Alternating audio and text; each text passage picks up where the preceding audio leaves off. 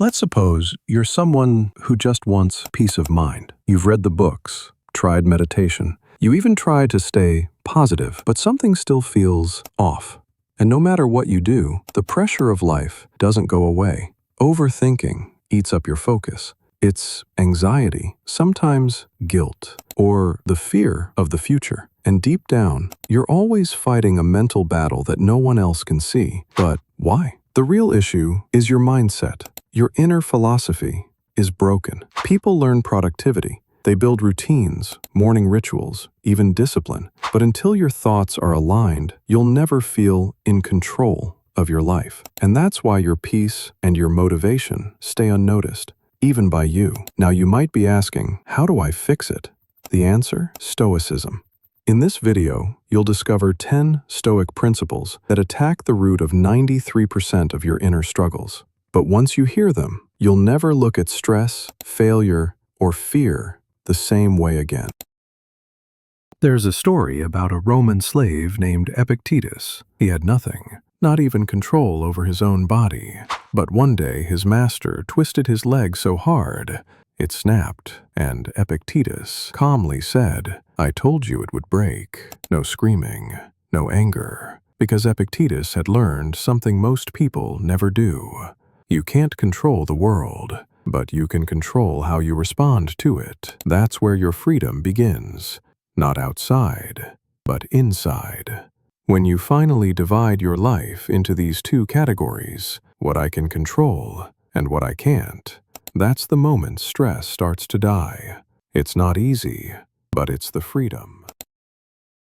There was a young Roman soldier who had just returned from war. He had survived the battlefield, but not the battle inside his own mind. Every night, flashes of violence haunted him, guilt and fear. He thought he was broken, damaged forever, until he read this from Marcus Aurelius. You have power over your mind, not outside events. Realize this, and you will find strength. That's when he realized he wasn't his thoughts, the pain, the guilt, the fear, passing clouds, not the sky itself. Most people live like every thought they have is true. They think, I'm a failure, I'm not good enough, and they believe it. But the Stoics taught, you are not what you feel, you are how you respond. Thoughts will scare you, but they don't define you unless you let them go. That soldier went on to become a teacher of philosophy, not because his thoughts vanished, but because he stopped obeying them.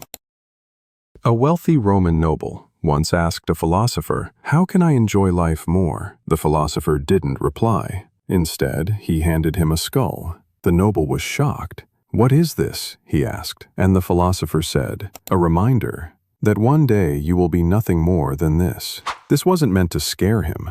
It was meant to wake him up.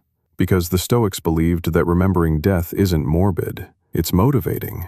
You could leave life right now. Let that determine what you do, say, and think. There's a story about a man who lost everything in a fire. His house, his business, even the only photo he had of his father. For days he sat in silence, fully broken. People told him, stay strong. But one day an old mentor came to visit and said something very strange. Congratulations. The man looked up, confused. The mentor smiled and said, now life is offering you a blank page. Amor fati, love your fate, even this. The Stoics didn't just accept hardship, they embraced it. They believed every obstacle, every loss, every pain was a necessary ingredient in shaping who you're meant to become. Not merely to bear what is necessary, but to love it. Nietzsche, echoing the Stoics, amor fati isn't toxic positivity.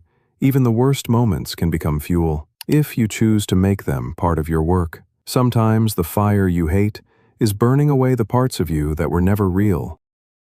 Seneca was one of the richest men in Rome. He had everything, luxury villas, servants, money. But once a month, he would sleep on the floor, eat bread, and wear the roughest clothes he could find. Why? Because he was training himself to face loss before it came. Set aside a certain number of days during which you shall be content with the scantiest and cheapest fare, saying to yourself all the while, is this the condition I feared? The Stoics knew that real confidence doesn't come from comfort. It comes from proving to yourself that you can endure, that you can be calm even when life isn't. Most people wait for pain to hit them unexpectedly, but the Stoic practices pain, not to suffer, but to become unbreakable when it comes. So try it. Take a cold shower, skip a meal, sleep on the ground, not because you have to, but because you can. If you can handle discomfort by choice, you'll never fear it by force. Epictetus was a brilliant young thinker, full of ideas and vision, but every time he tried to speak in public, his hands shook, not from fear of being wrong, but from fear of being judged. He once told his teacher, "What if they laugh at me?" And his teacher replied, "Then let them laugh. Their opinion isn't your master, unless you let it be." And he later taught this truth: if you want to improve, be content to be thought foolish and stupid. Most people live their lives like performers in a play they never wrote, always seeking likes or compliments.